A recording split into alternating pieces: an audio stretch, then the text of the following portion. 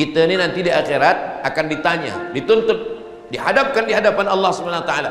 La tazulu qadama 'abdin, kaki manusia ni akan tegak berdiri pada hari kiamat, hatta yus'al, sampai dia disoal tentang 4 perkara. Yang pertama, an umrihi, umur, kemana saja umur habis.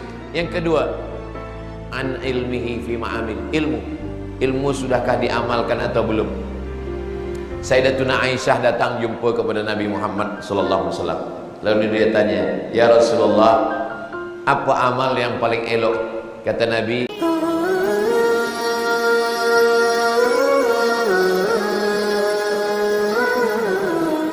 pertemuan kita kali ini adalah tentang satu tajuk dalam kitab sahih. Nama tajuknya Al-Imanu Yazidu wa Yanqus.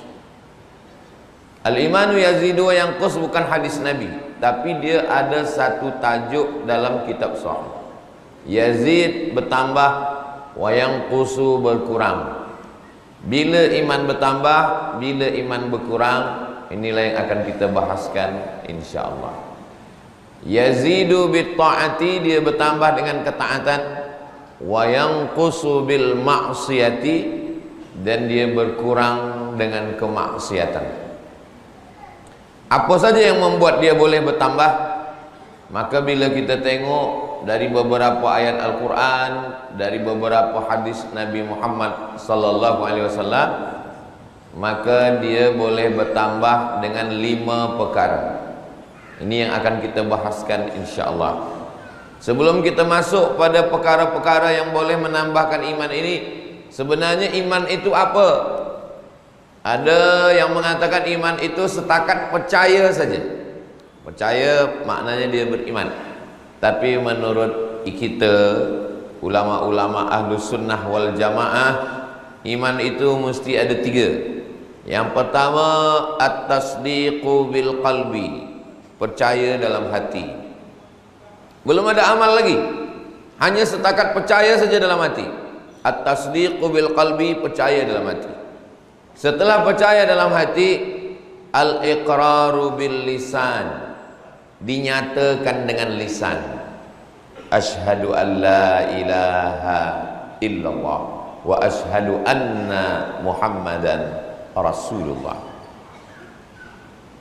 Belum cukup, mesti ada yang ketiga. Al-amalu bil arkan, diamalkan dengan arkan. Arkan dengan badan, dengan tubuh. Tegak sembahyang, tahan makan minum puasa, keluarkan zakat fitrah, zakat mal, pergi umrah dan haji ke Baitullah, membaca Al-Quran dan berzikir. Bila ada 3 ini, barulah dia disebut dengan iman. Maka sesiapa saja yang setakat, misal ada orang tak Islam, bila dia tonton di television atau dia tonton di YouTube, rasa-rasa dalam hati dia percaya, macam-macam percaya dia pada Allah Subhanahu wa taala, pada Nabi Muhammad sallallahu alaihi wasallam, tapi dia malu nak melafazkan, maka dia belum lagi disebut Islam menurut Imam Abu Hasan Al-Ash'ari. Kita ni di Semenanjung Melayu, kita ini dalam 3 hal. Yang pertama, dalam masalah akidah mengikut pada Imam Abu Hasan Al-Ash'ari. Dalam pada bidang fiqh kita mengikut pada Imam Muhammad bin Idris Asy-Syafi'i, Imam Syafi'i. Dalam bidang akhlak, dalam bidang tasawuf, kita mengikut pada Imam Abu Hamid Al-Ghazali. Nama kitabnya Ihya Ulumuddin. Jadi kita tak keluar daripada 3. Bila ditanya orang, siapa Ahlus Sunnah wal Jamaah? Semua mengaku Ahlus Sunnah wal Jamaah. Ahlus Sunnah wal Jamaah itu dalam bidang akidah dia ikut Imam Asy'ari, dalam bidang fiqh dia ikut Imam Syafi'i, dalam bidang akhlak dia mengikut Imam Abu Hamid Al-Ghazali. Itulah yang disebut dengan Ahlus Sunnah wal Jamaah. Dalam bidang akidah biasa kaji wujud, qidam, baqa, mukhalafatul hawadisi, qiyamuhu bi nafsihi, wahdaniyah, qudrat, iradat, ilmun, hayat, sama, basar, kalam, yang dibaca dalam kitab-kitab di pondok-pondok, lalu kemudian dikaji di masjid-masjid. Jadi menurut Imam Abul Hasan Al-Asy'ari, menurut akidah Asy'ariyah, bahwa seseorang itu baru dikatakan dia beriman kalau ada tiga ini. Kalau tak ada tiga ini, tak dikatakan dia beriman. Ada setengah aliran kelompok mengatakan kalau hanya setakat percaya dalam hati pun cukup, dia sudah dianggap beriman. Ini berbahaya. Berapa banyak orang yang percaya kepada Allah tapi dia tidak lafazkan di mulut dia. Nanti bila dia dianggap beriman, bila dia mati, maknanya kita semua berdosa lah, sebab kita tidak laksanakan fardu kifayah. Itulah gunanya bila dia bercakap dengan kita, dengan kekawan kita, dia kata, saya ni percaya pada Allah, saya percaya pada Rasulullah. Kamu mesti isytiharkan di masjid selepas sembahyang Jumat. Gunanya untuk apa? Supaya kalau dia mati, meninggal, jenazahnya kita mandikan, kita kafankan, kita sembayangkan, kita kuburkan di pekuburan kaum muslimin. Kalau tidak, nanti ini akan menjadi fitnah. Kalaulah hanya setakat percaya dalam hati boleh dikata beriman, berapa banyak orang-orang putih yang sebenarnya mereka percaya, tapi untuk melafazkannya mereka takut dituduh sebagai terorisme, mereka takut dituduh sebagai orang-orang pengganas, sebab image Islam itu tak elok di tempat mereka. Akhirnya mereka diam saja, maka mereka belum lagi disebut sebagai Islam, sebagai Muslim, sebagai mukmin. Lalu kemudian yang percaya, yang dipercaya itu apa? Yang dipercaya itu ada 6. Antu'mina billah wa malaikatihi wa kutubihi wa rusulihi wal yaumil akhir wa bil qadari khairihi wa syarrihi. Inilah pertanyaan soalan daripada malaikat Jibril alaihissalam ketika dia bertanya kepada Nabi Muhammad sallallahu alaihi wasallam, akhbirni anil iman. Wahai Muhammad sallallahu alaihi wasallam, bagi tahu kepada saya apa iman itu. Nabi menjawab, antu'mina billah, kau percaya kepada Allah, wa malaikatihi, percaya kepada malaikat, wa kutubihi, percaya kepada kitab, wa rusulihi, percaya kepada rasul, wal yaumil akhiri, percaya kepada hari akhirat, bahwa dunia ini akan selesai, akan kiamat, wa bil qadari khairihi wa syarrihi, engkau percaya bahwa takdir baik, takdir buruk itu semua datang daripada Allah Subhanahu wa ta'ala. Selepas kita percaya, kita beriman, rupa-rupanya iman ini boleh dia bertambah, boleh dia turun berkurang. Pagi tadi sembahyang, iman bertambah. Selepas itu kita ambil air sembahyang, iman bertambah. Kita masuk ke masjid, kita mengaji, iman bertambah. Berzikir, baca Quran bersama orang-orang baik, iman bertambah. Tapi bila kita keluar daripada masjid bersama dengan orang-orang yang kurang baik, orang fasik, orang tak elok, lalu kemudian dalam aktiviti yang menjauhkan kita daripada Allah SWT, iman pun berkurang. Inilah makna al-imanu yazid, iman bertambah, wa yanqusu, dan iman berkurang. Kita akan bahaskan apa saja yang membuat iman ini boleh bertambah, supaya kita tetap jaga dia, supaya kita tetap pelihara dia. Sebab bila kita selesai baca tahlil, afdalul dzikri fa'lam annahu la ilaha illallah. Selepas la ilaha illallah, akhirlah sekali selalu kita sebut kalimatu haqqin 'alaiha nahya, dengan itu kita hidup, wa 'alaiha namutu, dengan itu kita mati, wa biha nub'atsu, dengan itu juga kita nanti akan mati menghadap Allah. Sebab yang dibawa serta ketika kita menghadap Allah adalah iman. Iman inilah bekal kita berjumpa dengan Allah Subhanahu wa ta'ala. Kita boleh buka dalam surah Al-Kahfi, last sekali, ayat 110. Faman kana yarju liqa'a rabbih, siapa yang berharap berjumpa dengan Allah Ta'ala, falyamal amalan salihah, hendaklah dia beramal soleh, wala yusyrik biibadati rabbih ahada, tidak mempersekutukan Allah Subhanahu wa ta'ala. Sebab ketika dia persekutukan Allah, rosak imannya. Bila rosak imannya, maka dia tiada boleh kembali membawa bekal menghadap Allah Subhanahu wa taala. Apa kata Allah kepada Nabi Muhammad SAW? La in asyrakta, kalau engkau syirik, na'udzubillah, kalau engkau syirik, la yahbatanna amaluka, maka segala amal engkau akan gugur, tiada bernilai di hadapan Allah Subhanahu wa taala. Wa may yabtaghi ghairal Islam, sesiapa saja yang mencari selain daripada Islam, falan yuqbala minhu, dia tidak diterima Allah. Wa huwa fil akhirati minal khasirin, di akhirat dia termasuk orang yang rugi. Kenapa dia dikata rugi? Amalnya tiada dikira, ibadahnya tiada dibawa, sedekahnya rusak, semuanya terbang hilang melayang, maka hidup hampa sia-sia. Maka selalu yang kita minta adalah Allahumma ahyina bil iman, hidupkan kami dengan iman, wa amitsna bil iman, matikan kami dengan iman, wa akhrijna minad dunya ma'al iman, keluarkan kami dari dunia ini membawa iman, wa adkhilnal jannata ma'al iman, ketika kami masuk ke dalam surga membawa iman. Yang pertama yang boleh membuat iman ini terjaga, terpelihara, bertumbuh, berkembang dan bertambah adalah dengan cara menuntut ilmu, mengaji. Maka usahakan kalau kita ada surau, kita ada masjid, selepas sembahyang subuh, walaupun satu ayat, ayat-ayat pendek saja, tak usah ayat-ayat panjang. Selepas sembahyang, zikir, baca doa, muslimin muslimat duduk sekejap, mungkin agak 5 minit, kita duduk bacakan satu ayat. Qul huwallahu ahad, qul, katakanlah, huwallahu, Allah, ahad, esa, tunggal, tak berbilang, satu-satunya saja, tiada yang lain.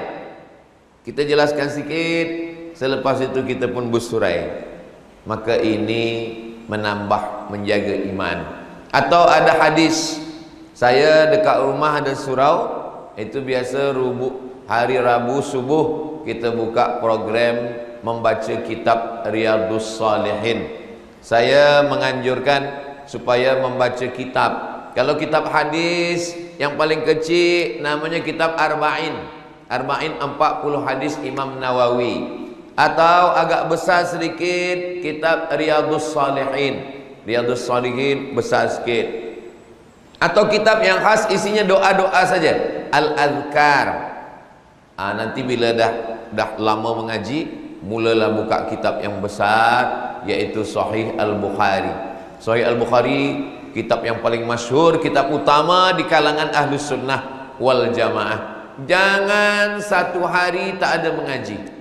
Tadi kami selepas sembahyang subuh duduk sekejap, tak lama, 15 minit duduk kita membaca beberapa ayat Al-Quran dan hadis Nabi Muhammad sallallahu alaihi wasallam. Sebab hati ini macam tanaman. Tanaman bila dia tiada disiram dengan air, dia akan kering dan mati. Maka air yang menyiramnya itu adalah mengaji, membaca Quran, hadis-hadis Nabi atau fiqh. Jadi bila ada orang, saya suka pada kajian tafsir Ustaz, bila nak mengaji tafsir, elok tafsir Jalalain, ditulis oleh Imam Jalaluddin As-Suyuti, Jalaluddin Al-Mahalli, Jalaluddin As-Suyuti.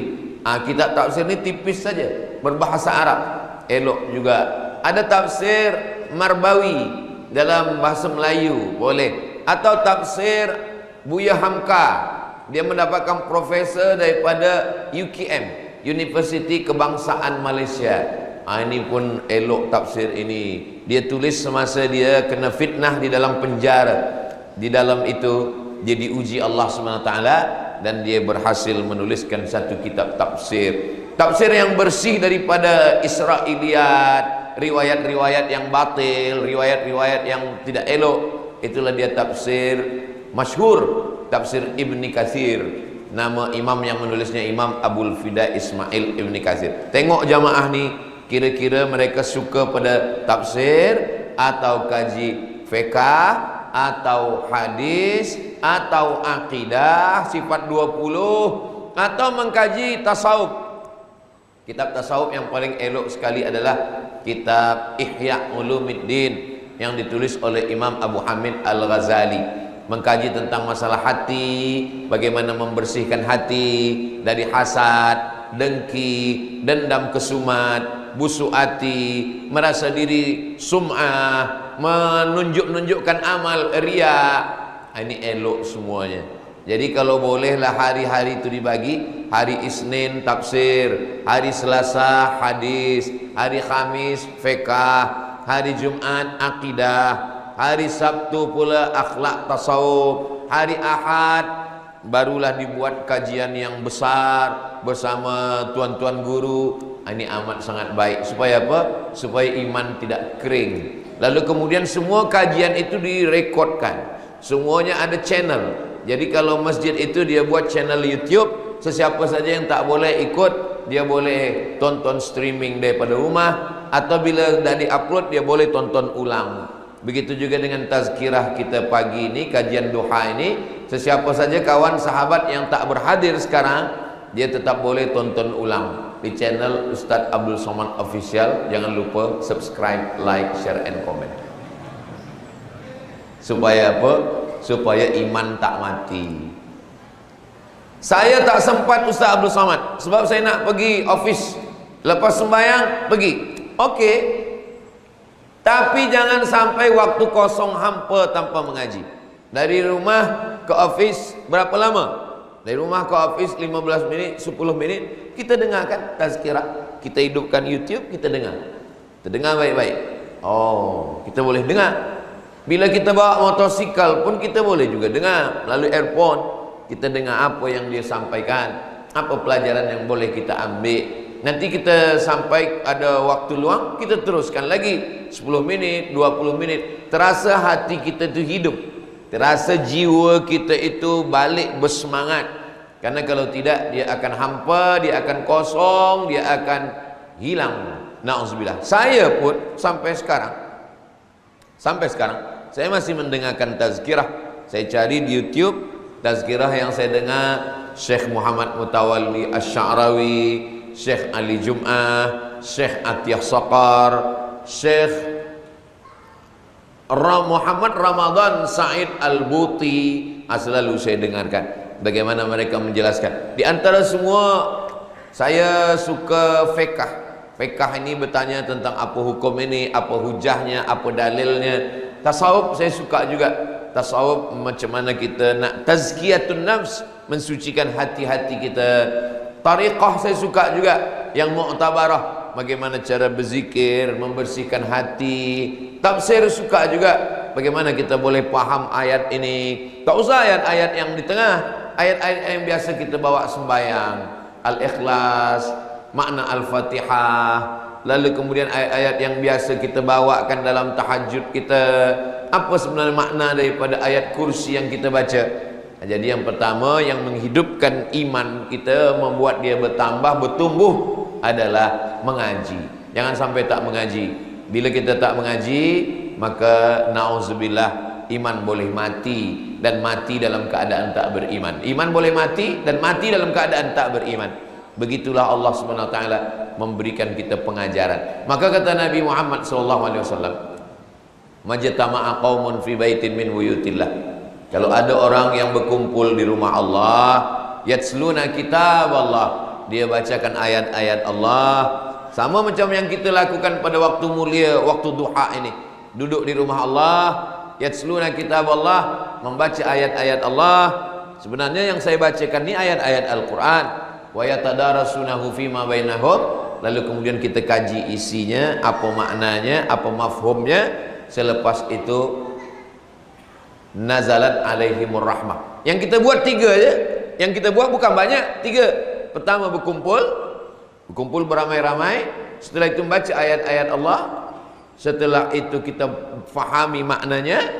Allah balas 4. Nazalat alaihimus sakinah, turun ketenangan ke dalam hati. Wasyat bihimur rahmah, mereka diliputi rahmat Allah. Haffat bihimul malaikah, mereka dikelilingi oleh para malaikat. Wa dzakarahumullahu fi man indah, mereka disebut-sebut oleh para malaikat. Apa kata malaikat? Mereka disebut-sebut Allah Ta'ala kepada para malaikat. Dulu waktu Allah menciptakan manusia, malaikat ni tiada bersetuju. Apa kata malaikat? Ataj'alu fiha may yufsidu fiha wa yasfikud dima. Untuk apa engkau ciptakan mereka ya Allah? Mereka hanya akan menumpahkan darah, mereka hanya akan berperang. Mereka berperang di Rusia, mereka berperang di Palestina, mereka berperang di mana-mana negeri, mereka berperang. Tapi kemudian apa kata Allah Subhanahu wa taala? Inni a'lamu ma la ta'lamun. Aku lebih tahu apa yang kamu tak tahu.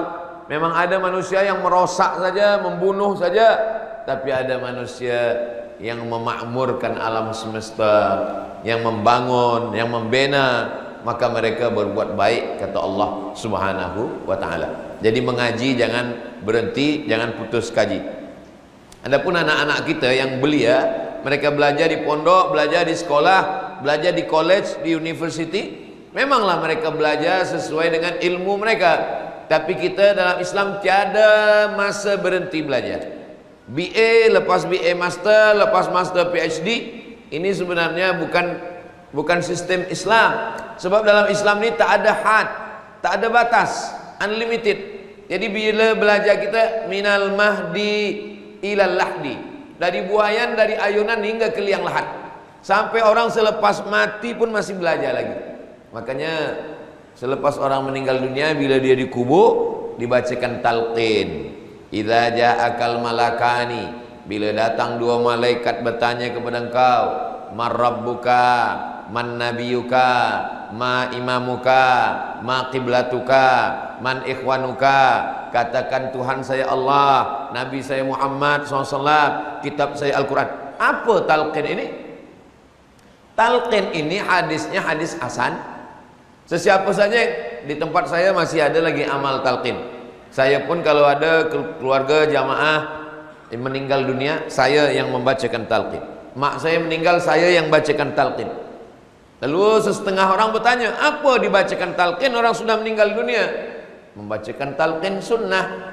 Sebab talqin ini diriwayatkan hadisnya oleh Abu Umamah Al-Bahili. Kata Imam Al-Hafiz Ibnu Hajar Al-Asqalani, hadisnya hadis hasan, bukan hadis dhaif, bukan pula hadis palsu. Jadi bila kita bacakan talqin, kita sedang melaksanakan sunnah Nabi Muhammad sallallahu alaihi wasallam.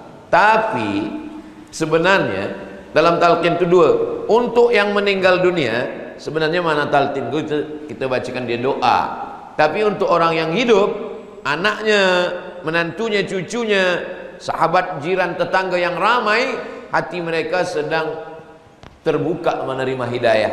Maka sebenarnya di situ kita sedang menyampaikan nasihat. Nanti bila engkau mati, masuk ke alam lahat, masuk ke dalam kubur, dan engkau ditanya Tuhan engkau siapa, katakan Allah. Maknanya ketika masih hidup ini mengajilah. Mengaji tak ada batas tempat. Ada orang mengaji di masjid, ada mengaji di surau. Tapi dalam Islam, man salaka tariqan, siapa yang melalui suatu jalan. Jalan tempat lalu lalang, bukan tempat mengaji. Tapi dalam Islam jalan pun boleh menjadi tempat mengaji. Man salaka tariqan, siapa yang melalui suatu jalan, yaltamisu fihi ilman, di jalan itu dia mendapatkan ilmu, sahalallahu lahu bihi tariqan ilal jannah, dimudahkan Allah bagi dia jalan menuju surga Allah Subhanahu wa taala. Setiap langkah kaki, hayunan tangan, bisikan telinga, kedipan mata, lintasan hati dan fikiran, semuanya bernilai ibadah. Apalagi kita berada di masjid, insya Allah selama kita di masjid ini kita mendapatkan pahala i'tikaf, insya Allah. Amin ya rabbal alamin. Jadi mengaji ini yang paling wajib sekali. Mengaji ini tiga: mengaji akidah, mengaji fiqh, mengaji akhlak. Nanti bila ada ustaz yang membuka kaji, malam ini kita akan mengkaji tentang masalah apa saja yang membuat hati kita menjadi keras. Oh, berarti dia kaji tentang masalah akhlak. Malam ini yang akan kita kaji, bila seorang suami mengatakan talak, apakah talak satu jatuh satu atau talak tiga jatuh tiga? Oh, dia sedang mengkaji masalah fiqh. Malam ini akan kita bahaskan berapa kilometer orang baru boleh mengqasar sembahyang. Oh, dia sedang mengkaji masalah fiqh. Malam ini yang kita kaji adalah apakah Allah itu ada tempat atau tiada tempat. Ini dia tentang masalah akidah. Jadi anak-anak kita, jamaah kita, maka jangan sampai keluar, jangan sampai tidak mengkaji tentang masalah ini, masalah akidah, masalah fiqh, hukum halal, haram, makruh, sunat, mubah, dan masalah akhlak. Ada orang yang mengkaji masalah fiqh saja. Orang kalau mengkaji masalah fiqh saja, hatinya keras, halal, haram, halal, haram. Tapi kalau dia mengkaji tentang masalah akhlak, macam mana malu kepada Allah, macam mana ridha, macam mana tawakal, macam mana muhasabah, macam mana muraqabah, macam mana merasa diri dekat dengan Allah. Tapi kalau orang hanya mengkaji akhlak saja, dia juga boleh melanggar. Sebab Islam ini bukan setakat akhlak saja. Islam ini juga ada aturan-aturan, ada rukun, ada syarat, ada wajib, ada sunat, ada halal, ada haram, ada makruh, ada yang membatalkan. Jadi semuanya saling melengkapi. Yang akhlak ini dilengkapi oleh akidah, yang akidah dilengkapi oleh fiqh. Maka kalau tiga-tiganya baik, insya Allah manusia menjadi baik. Ada orang yang mengatakan mengaji ini tak merubah dunia. Kenapalah kita mesti mengaji? Mengaji ini tidak merubah dunia. Kitab, buku tidak merubah dunia. Bila kita ada punya buku, kitab 3 lemari, dia tidak akan merubah dunia. Kitab dibaca oleh manusia, manusia memahami kitab, dialah yang akan merubah dunia. Kotor, banyak sampah, tak elok, rasuah, riba, zina, siapa yang akan merubah itu? Kitab tak boleh merubah apa-apa. Tapi orang yang membaca, yang dia belajar, selepas itu dia faham, selepas itu dia beramal, manusia lah yang akan merubah. Jadi semua perubahannya itu adalah dari mengaji, mengaji, mengaji. Bila orang tidak mengaji, maka habislah dunia. Alhamdulillah, kita duduk di negeri Islam. Ada sultan, ada mufti, ada jabatan kemajuan Islam Malaysia, ada alim ulama. Alhamdulillah. Bagaimana dengan saudara-saudara kita kaum minoriti? Minoriti yang tak ada sultan, tak ada mufti, tak ada apapun. Alhamdulillah, Allah menjaga mereka. Janji Allah, inna nahnu nazzalna dzikra wa inna lahu lahafizun. Mereka membina Islamic Center, mereka membina Islamic Council, mereka mengumpulkan alim ulama. Saya berjumpa dengan beberapa saudara di Australia, minoriti, sahabat-sahabat di Taiwan, minoriti, tapi mereka boleh buat majlis di masjid-masjid. Mereka boleh, tak boleh buat masjid, mereka buat surau kecil, mereka buat Islamic Center, mereka boleh sembahyang tarawih, mereka boleh membaca Al-Quran. Jadi bak kata pepatah orang Melayu, jangan sampai ayam mati di lumbung padi. Lumbung padi tempat menumpuk padi, tapi ayam mati kelaparan. Ayam mati boleh mati kelaparan, padahal padi banyak. Kenapa? Karena tidak mahu mengambil kesempatan. Alhamdulillah. Kalau ada orang-orang yang duduk di negeri minoriti Islam, mungkin nanti bila mati dia ditanya Allah Ta'ala, kenapa kamu tak mengaji? Sebab tak ada tazkirah, tak ada pengajian. Tapi bagi kita, merata-rata di masjid surau banyak pengajian. Kita tinggal duduk saja, duduk dengan baik, dengar dengan baik. Yang boleh tulis, yang tak boleh tulis, semua sekarang dah recording, dan kita boleh tonton ulang. Selepas itu kita dengarkan, kita share, kita amalkan. Ini adalah cara kita menjaga iman yang dititipkan Allah Subhanahu wa ta'ala. Ini yang pertama. Yang kedua, kalau ilmu yang sudah kita ambil tadi tiada diamalkan, dia berubah dari rahmat menjadi laknat. Sembayang. Ada orang Belanda namanya Arend Jan Wensing, 40 tahun belajar hadis, tapi dia tak Islam. Dia kumpulkan beberapa orang-orang yang mengkaji Islam, Islamic Studies. Selepas itu mereka mengumpulkan hadis-hadis Nabi dalam 9 kitab: Sahih Bukhari, Sahih Muslim, Sunan Abi Daud, Sunan Nasai, Sunan Tirmidzi, Sunan Ibni Majah, Muwatta Malik, Sunan Darimi, Musnad Ahmad bin Hanbal. 9 kitab selama 40 tahun. Akhirnya mereka membuat satu ensiklopedia hadis, namanya Al-Mu'jam Al-Mufahharas li Alfazil Hadis. Kamus, dictionary untuk mencari hadis.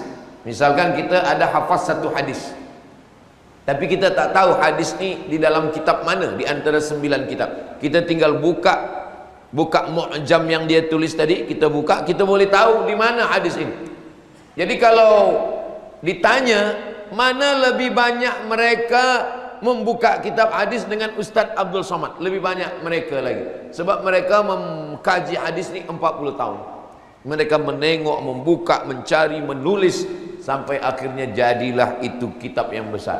Tapi mereka tak ada amal, mereka hanya setakat sebagai ilmu saja. Mereka ini disebut sebagai orientalis. Oriental artinya timur, orientalis orang-orang putih, orang-orang barat yang mengkaji tentang timur, mengkaji tentang Islam. Mereka ini ada yang masuk Islam, dapat hidayah, ada yang pura-pura masuk Islam. Dia pergi ke Makkah, pura-pura masuk Islam, nama dia Abdul Ghafur. Selepas itu dia pergi ke Aceh. Sampai di Aceh dia timbulkan fitnah, mengadu domba, membuat teruk masalah di tengah masyarakat. Selepas itu dia balik ke Belanda, ke Amsterdam, murtad balik. Nama dia Snoek Horgronje. Ini semua mereka ini. Jadi kalau ada orang Islam yang mengkaji tentang Islam di university, membahas tentang Islam, faham tentang sejarah Islam, tentang fiqh Islam, tentang akidah Islam, tapi tidak beramal, maka sesungguhnya mereka ini sama dengan orientalis, sama dengan orang yang mengkaji-kaji Islam, tapi sebenarnya mereka tak ada percaya dengan Islam.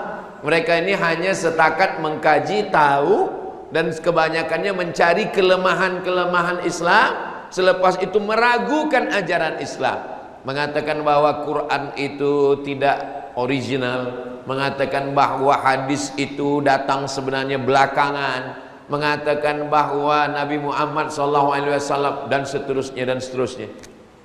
Maka orang-orang ini dilaknat Allah Subhanahu wa taala. Mudah-mudahan Allah menjaga anak cucu kita jangan sampai menjadi makhluk seperti ini, insyaallah. Makanya dalam doa itu diajarkan, Allahumma inni a'udzubika min ilmin la yanfa'. Jauhkan kami dari ilmu yang tak ada guna. Ilmu, banyak ilmu tapi tak ada guna. Apa kata Allah Ta'ala? Kabura maqtan indallah. Murka Allah yang paling besar, antaqulu ma la taf'alun. Berilmu tapi tiada beramal. Kita ni nanti di akhirat akan ditanya, dituntut, dihadapkan di hadapan Allah Subhanahu wa taala. La tazulu qadama 'abdin. Kaki manusia ni akan tegak berdiri pada hari kiamat. Hatta yus'al, sampai dia disoal tentang 4 perkara. Yang pertama an umrihi, umur, kemana saja umur habis. Yang kedua an ilmihi fi ma'amil, ilmu sudahkah diamalkan atau belum. Sayyidatuna Aisyah datang jumpa kepada Nabi Muhammad sallallahu alaihi wasallam. Lalu dia tanya, "Ya Rasulullah, apa amal yang paling elok?" Kata Nabi, "Adwamuha wa in qalla." Amal kecil sikit tapi terus tak putus. Sembahyang tahajud, mungkin belum sanggup 6 rakaat, dia buat berapa yang sanggup, berapa yang mampu saja. Zikir tak banyak tapi terus, genting tak putus. Jangan amal banyak selepas itu berhenti, tidak. Adwamuha wa in qalla, kecil sikit tapi berterusan. Tapi yang wajib tak boleh kita tawar. Ini makna yang kecil terus, maknanya amalan-amalan sunat, yang sunat-sunat. Adapun yang wajib, maka kita tetap amalkan subuh, zuhur, asar, maghrib, isya, Jumat. Jadi jangan sampai ada istri perempuan mengatakan kepada ustaz, alhamdulillah suami saya amal dia tak banyak, sikit tapi dia istiqamah. Alhamdulillah suami dah sembahyang. Sembahyang apa? Sembahyang Jumat. Mana boleh subuh, zuhur, asar, maghrib, fardu. Yang fardu ni tak ada tawar menawar. Man tarakas man tarakal jumu'ata salasa marratin, siapa yang meninggalkan sembahyang Jumat 3 kali, 3 kali berturut-turut, tahawunan, kerana dia mengecilkan, apalah sembahyang Jumat ini, kecil aja sembahyang Jumat ini, Allahu ala qalbi, Allah mengunci hatinya, dilaknat. Jadi sebab laknat Allah itu turun adalah tidak mengamalkan ilmu. Maka ilmu-ilmu yang kita dah dapat ini kita amalkan, apalagi saya yang menyampaikan, maka saya mewajibkan beberapa hal yang sebenarnya sunat, tapi saya wajibkan diri saya, sebab kalau tidak nanti saya dilaknat Allah Subhanahu wa taala. Hanya pandai bercakap saja tapi tidak mengamalkan ilmu, hanya menyuruh orang saja tapi kita tidak melaksanakannya. Ini kita boleh mewajibkan beberapa amal untuk diri kita, membagi motivasi, memberikan pengajaran. Amal inilah yang menghidupkan. Pokok kayu kalau dia disiram, dia akan berdaun, berputih, berbuah. Kalau dia tidak berbuah, daunnya hanya membuat sampah saja. Lama-lama dia pun akan dipotong orang, dijadikan sebagai kayu bakar, karena itulah guna dia. Tapi kalau dia berbuah, dia akan dibiarkan lama. Begitu juga dengan orang yang banyak ilmu tapi tak beramal, tak ada buah, tak menghasilkan apa-apa. Ini kita ingin supaya amal-amal kita ini kita bawa menghadap Allah Subhanahu wa taala. Sembahyang-sembahyang sunat. Man shalla itsnatai asyarata rakaah, siapa yang sembahyang 12 rakaat fil yaumi wal lailah, sehari semalam, dari mulai subuh tadi sampai siang, petang, malam, dia sembahyang 12 rakaat sunat, bukan wajib. Banallah mithlahu baitan fil jannah, Allah benakan untuk dia satu tempat di surga. Hadisnya ada dalam Sunan Tirmidzi. 2 rakaat sebelum subuh, 4 rakaat sebelum zuhur, 2 rakaat selepas zuhur, 2 rakaat selepas maghrib, 2 rakaat selepas isya. 12 rakaat. Yang 4 rakaat sebelum zuhur itu tetap juga 2 rakaat 1 salam, 2 rakaat 1 salam. Sebab sembahyang sunat siang ataupun malam tetap 2 rakaat 1 salam. Salatul laili wan nahari masna masna, sembahyang sunat malam dan siang 2 rakaat 2 rakaat. Ini kalau kita jaga, insya Allah iman kita tak akan mati, sesuai dengan janji Allah dan janji Rasulullah Sallallahu Alaihi Wasallam. Allah Ta'ala kalau dia berjanji, sama macam yang kita bacakan selepas doa, selepas azan, di akhir-akhir last kali selepas azan kita katakan, innaka la tukhliful mi'ad, engkau tidak ingkar janji ya Allah. Jadi kalau kita amalkan ini, insya Allah Allah akan jaga iman kita. Apalagi fitnah akhir zaman ini luar biasa. Kalau zaman dulu ada orang duduk di rumah, dia kunci pintu rumah, insya Allah tak ada mengganggu dia. Zaman dulu 100 tahun lepas, zaman datuk nenek kita dulu. Tapi zaman sekarang ada orang duduk kat rumah, dia kunci tingkap semua, tetap juga dia tidak boleh tenang.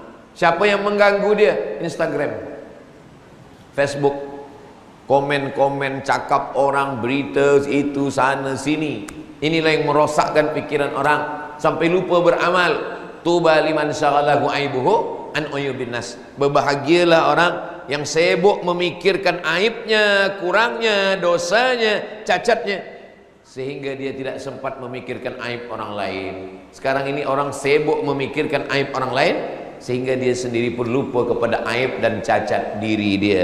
Bahwa kita ini banyak kekurangan, banyak silap, banyak salah. Bekal yang akan kita bawa adalah bekal amal soleh. Makanya selepas iman, selalunya selepas iman, wal asri, masa pagi, masa siang, masa petang, masa malam, wal asri, waktu. Orang putih mengatakan time is money. Waktu, masa adalah duit, sebab Tuhan mereka duit. Tapi kita mengatakan bukan wal asri, demi masa, sebab masa itu nanti akan diminta tanggungjawab di hadapan Allah. Aku bagi engkau masa 63 tahun. 63 tahun ni kemana kamu habiskan? 10 tahun masa kanak-kanak, berapa baki? 53 tahun. 53 tahun ini dibagi lagi. Rupa-rupanya manusia ni masa dia 24 jam pagi, siang, petang, malam, 12 jam siang, 12 jam malam. 24 jam malam itu dibagi 3, 8 jam tidur. Nabi pun tidur juga, sahabat Nabi pun tidur, tapi tidur dia sikit. Bukan macam kita, sikit-sikit tidur.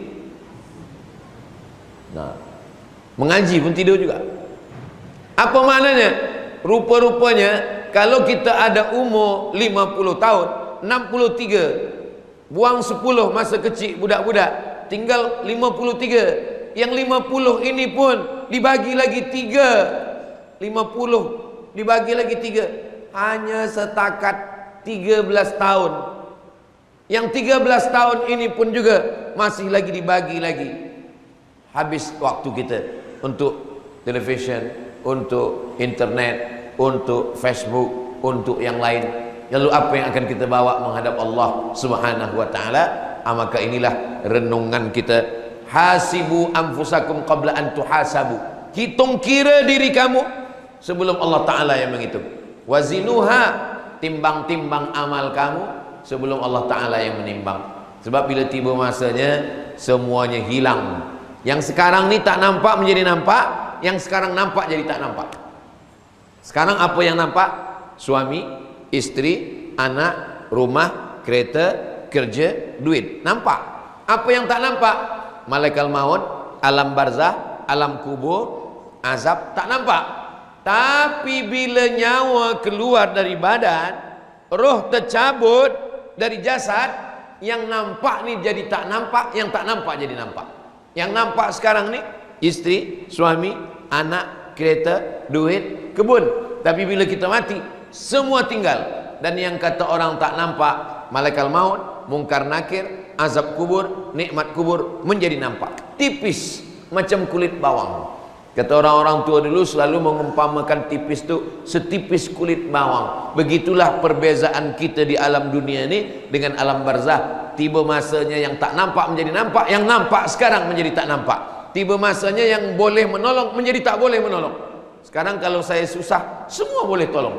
Tapi bila masa nanti semuanya tinggal, yang menolong adalah illalladzina amanu wa amilus salihati. Yang menolong hanya amal-amal soleh sahaja. 5. Yang pertama ilmu, mengaji. Yang kedua amal. Yang ketiga alaikum bil jamaah. Inilah pentingnya kita berjamaah. Jangan bersendirian.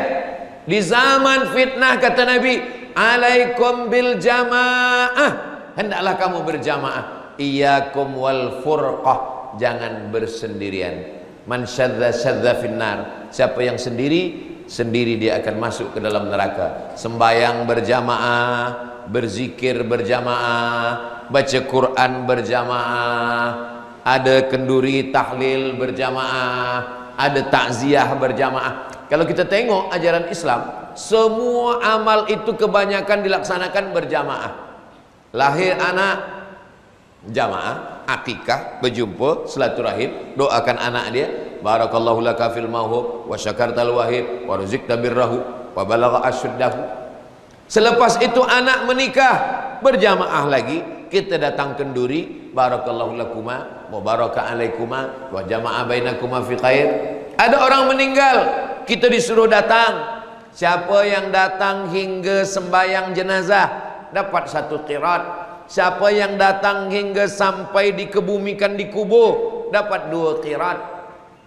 Sahabat bertanya, wa mal qiratan? Apa 2 qirat itu ya Rasulullah? Kata Nabi, mithlul jabalainil azimaini, seperti 2 bukit Uhud yang besar. Bukit Uhud 7 km. Maknanya seperti 2 bukit Uhud yang besar. Itulah pahala dia kalau dia sampai solat jenazah, sampai ke tempat, ke bumi, di liang lahat, sampai menengok. Jadi sebenarnya kalau kita tengok, Islam ini bukanlah amal bersendirian. Islam adalah amal yang berjamaah. Nabi Muhammad SAW, dia tetap berjamaah. Ada Abu Bakar Siddiq, orang tua. Ada Umar bin Khattab, pemuda. Ada Utsman bin Affan, orang kaya. Ada Sayyidina Ali bin Abi Thalib, orang yang smart, yang cerdas. Ada Ubay bin Ka'ab yang hafaz Al-Quran. Ada Zaid bin Sabit, translator, dia boleh cakap Yahudi. Ada Asma binti Abi Bakar yang membawakan makanan. Jadi ada orang-orang. Ada Abu Hurairah yang menghafaz lebih 5.000 hadis cakap perbuatan Nabi sallallahu alaihi wasallam. Ini maknanya berjamaah. Nabi Isa alaihissalam, yubri'ul akmaha, dia boleh mengobati orang yang lumpuh, wal abrasa, orang yang kena penyakit kulit, wa yuhyil mauta, menghidupkan orang hidup, menghidupkan orang mati pun boleh, biiznillah, dengan izin Allah. Tapi dia tidak bersendirian, dia tetap berjamaah, bersama-sama dengan orang ramai. Apa kata Nabi Isa? Wa idh qala Isa bin Maryam lil hawariyin, ingatlah ketika Nabi Isa berkata kepada hawariyin, man ansari ilallah, siapa yang boleh menolong saya menegakkan agama Allah? Qalal hawariyun, hawariyun berkata, nahnu ansarullah, kami yang akan menolong. Nabi Musa alaihissalam, Nabi Musa dia punya tongkat, dia pukulkan ke tanah, famfajarat min husnata asyrata aina, memancar 12 mata air. Dia pukulkan ke Laut Merah, kataudil azim, mereka boleh menyeberang hingga ke Palestin. Tapi apa yang terjadi ketika itu? Nabi Musa tiada bersendirian. Nabi Musa tetap bersama. Rabbi syrah li sadri wa yassir li amri wahlul 'uqdatam min lisani yafqahu qawli waj'al li waziran min ahli, berikanlah aku seorang penolong min ahli, dari ahli keluarga saya, Harun akhi, Harun alaihissalam. Maka ketika Nabi Musa naik ke atas bukit Tursina, Nabi Harun di bawah. Nabi Harun menghadapi Bani Israel, yang begitulah perjalanan hidup mereka. Saya pun juga datang ke Malaysia, datang ke Terengganu, semalam Kelantan, hari ini Terengganu, malam nanti esok terus lagi ke Pahang, terus ke Kuala Lumpur. Ini bersama dengan sahabat-sahabat dakwah, bersama dengan tim. Saya tak boleh berjalan bersendirian. Jadi kalau ada orang yang mengatakan saya hidup sendiri, yang sendiri itu Dajjal. Saya sendiri, sendiri itu iblis, pun tetap juga ditolong oleh syaitan. Na'udzubillah. Jadi kita tiada sendiri. Orang yang mengaku boleh sendiri, berarti dia telah syirik, berarti dia mengaku dirinya sama dengan Allah subhanahu wa ta'ala. Itulah kenapa ana rabbukumul a'la, kata Fir'aun. Fir'aun kerana dia merasa dia boleh kuasa, dia boleh buat sesuatu, dia boleh apapun dia nak buat, dia boleh buat. Lalu dia katakan saya bersendiri, ana, saya. Begitu juga dengan Namrus. Namrus berkuasa 400 tahun. Selepas itu apa kata Namrus? Ailahun ghairi, adakah Tuhan selain aku? Adakah Tuhan selain saya? Rupanya orang yang tidak memandang orang lain, yang tidak mahu bersilaturahim, dia akan lama-lama merasa diri dia berkuasa, lama-lama dia merasa sepadan dengan Tuhan. Na'udzubillah. Maka kita selalu berjamaah, bersama, berkawan, berkenalan. Tak kenal maka tak sayang maka tak cinta. Almar'u ma'aman ahab, orang akan bersama dengan sesiapa saja yang dia sayangi, yang dia cintai. Ketika ada kawan yang dapat nikmat, kita doakan. Ketika ada kawan yang silap, yang salah, kita tunjuk, kita ajar. Ini salah, ini betul, ini tak baik. La ta'murunna bil ma'ruf, ajak orang lain buat baik. Wa la tanhauna 'anil munkar, larang orang buat munkar. La yushikanna ayyab'atsallahu 'alaikum iqaban. Kalau kamu tidak melakukan itu, dikhawatirkan Allah akan turunkan hukuman. Ketika hukuman datang, gempa bumi, tsunami, semua datang. Ketika itu apa yang terjadi? Summa tad'unahu, kamu pun berdoa kepada Allah, Allahumma dafa'na al-ghala wal waba wal fahsya wal riba waz zina. Fala yustajabu lakum, doa kamu tidak dikabulkan Allah. Mengapa tidak dikabulkan Allah? Kerana tidak melakukan amar ma'ruf nahi mungkar berjamaah, bersama-sama. Apa kata Allah Ta'ala dalam Al-Quran? Wa'tasimu, bersama-sama. Wa'tasimu bihablillahi jami'an wa la tafarraqu, jangan berpecah belah, jangan berkelahi. La tanaza'u, jangan berkelahi. Fatabshalu, nanti kamu akan gagal. Wa tadhhaba rihukum, kamu kehilangan semangat. Orang kalau sudah berkelahi, hatinya hancur, dia kehilangan semangat. tak ada lagi persatuan. Alhamdulillah, kita disatukan dalam satu hari 5 kali. Subuh ikut imam, zuhur ikut imam, maghrib ikut imam, asar ikut imam, isya ikut imam. Dalam setahun ada 1 bulan khas untuk berjamaah. Tarawih ikut imam, witir ikut imam, tadarus bersama-sama. Wukuf di padang Arafah sekali seumur hidup berjamaah. Ada orang-orang yang merasa dengan ibadahnya sendiri dia sudah dekat dengan Allah. Maka kata Nabi sallallahu alaihi wasallam, dia bacakan hadis qudsi, man qata'ani qata'ahu Allah. Siapa yang memutus silaturahim, maka Allah sudah memutuskan hubungan dengan dia. Siapa saja yang tidak ingin bersama dengan ahli keluarga, dengan kawan, dengan sahabat, dengan jiran, maka dia sudah memutuskan hubungan. Man kana yu'minu billahi wal yaumil akhir. Kalau kamu ingin menengok siapa orang beriman kepada Allah dan hari akhirat, falyukrim dhaifahu. Tengoklah macam mana dia memuliakan tamu, macam mana dia dengan jirannya, macam mana dia dengan saudaranya, macam mana dengan jamaahnya. Yang pertama mengaji, yang kedua amalkan, yang ketiga jaga jamaah. Yang keempat yang membuat iman ini akan tetap hidup dan dia tetap bertambah dan dia tetap tumbuh adalah kalau kita menolong agama Allah. In tansurullah, kalau kamu tolong agama Allah, yansurkum. Menolong agama Allah dengan apa? Hal adullukum ala tijaratin tunjikum min azabin alim. Maukah kamu aku ajak melakukan niaga yang boleh menyelamatkan kamu dari azab Allah? Tu'minuna billah, beriman kepada Allah, wa tujahiduna fi sabilillah, berjihad menolong agama Allah, bi amwalikum, dengan harta, wa anfusikum, dengan diri, dengan nyawa. Tapi antara nyawa dengan harta, dulu harta baru nyawa. Maka ada orang yang tak ikut perang tapi dia dapat pahala jihad. Utsman bin Affan tak ikut perang Badar sebab istrinya sakit, tapi dia dapat pahala jihad. Sebab apa?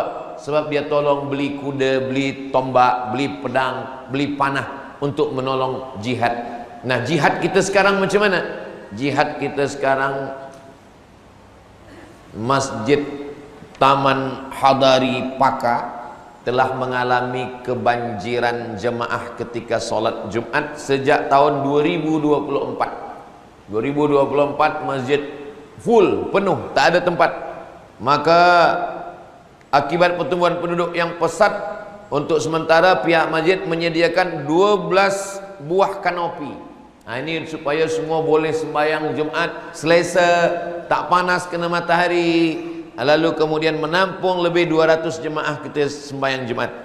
Pengurusan telah bersetuju untuk mendirikan ruang tambahan solat yang kekal dengan kos 500.000 ringgit yang boleh menampung anggaran 400 orang jamaah. Jadi bila kita tolong program Masjid Taman Hadari ini, berarti kita sudah menginvest, kita sudah buat pelaburan akhirat, yang bila kita mati nanti, masjid ini sahajalah yang mengalir untuk kita pada hari kiamat.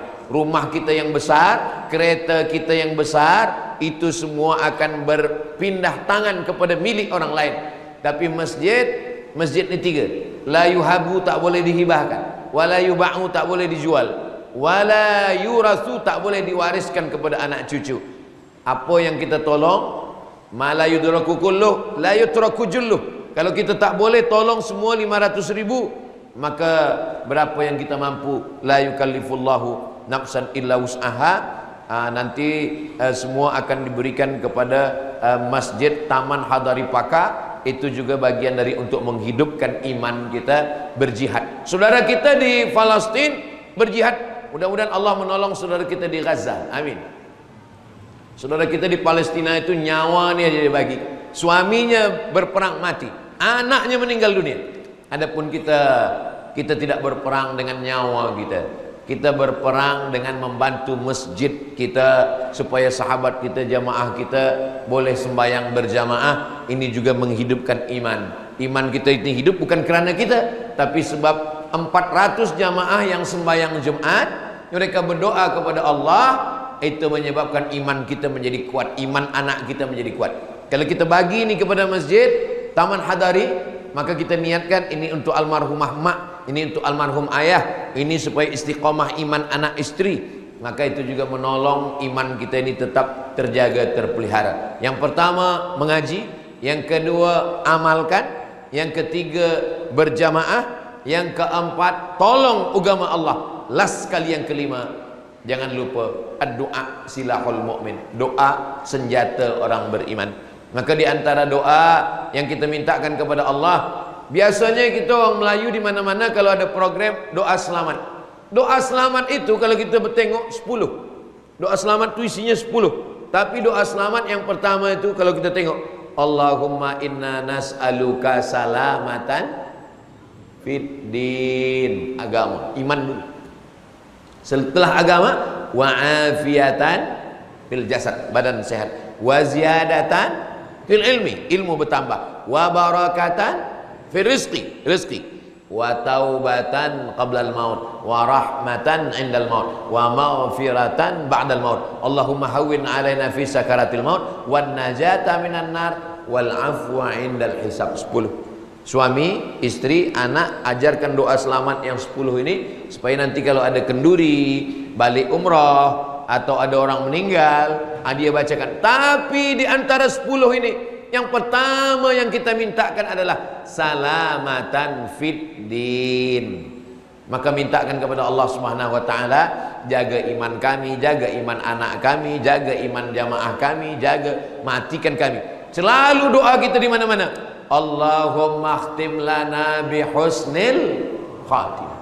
Supaya apa? Supaya kalimah terakhir manakala kita mati, kalimah yang keluar dari mulut kita adalah la ilaha illallah Muhammadur Rasulullah sallallahu alaihi wasallam, kalimatu haqqin 'alaiha nahya wa 'alaiha namutu wa biha nub'atsu insyaallah taala minal aminin. Selawat, jangan lupa perbanyak selawat, karena selawat itu juga menolong kita istiqamah. Karena dengan selawat itu Rasulullah sallallahu alaihi wasallam memintakan kepada Allah untuk menyampaikan salam kepada kita dan menyampaikan 3. Man shalla alayya salatan, selawat 1 kali, sallallahu alaihi biha asyra, 10 kebaikan. Wa huttat anhu asyara sayyiat, 10 dosa diampunkan. Wa rufi'at lahu asyara darajat, 10 darjah tingkatan kemuliaan diangkat. Maka berselawat banyak-banyak, itu juga menjaga iman kita.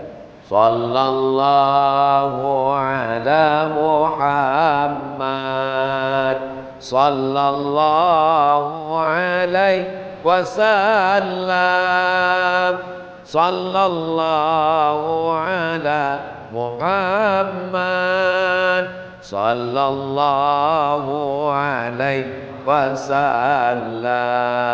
Ya Nabi salam alaika, ya Rasul salam alaika, ya Habibi salam alaika, salawatullah alaika. Allahumma salli ala Sayyidina Muhammad, Allahumma salli wa sallim wa barik alaih. Saya mula tadi pukul 9, sekarang pukul 10, lebih kurang 60 menit. Itulah yang saya sampaikan. Kita balik ke rumah, sampaikan kepada anak, istri, kawan, jiran, sahabat semua. Apa yang disampaikan Ustaz Abdul Somad tadi, ada 5. Apa yang 5 itu, saya pun tak ingat.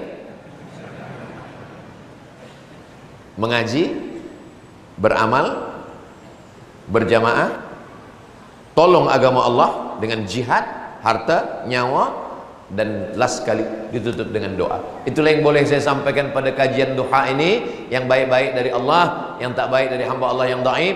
Banyak kata-kata saya, cakap saya, selama saya menyampaikan tausiah ni, suara saya jelas, bahasa yang saya sampaikan boleh faham? Alhamdulillah. Terima kasih segala perhatian. Mohon maaf segala kesilapan dan kekhilafan. Subhanakallahumma bihamdika asyhadu an la ilaha illa anta astaghfiruka wa atubu ilaik. Wa sallallahu ala sayyidina Muhammad wa ala alihi wasallam. Wassalamualaikum warahmatullahi wabarakatuh.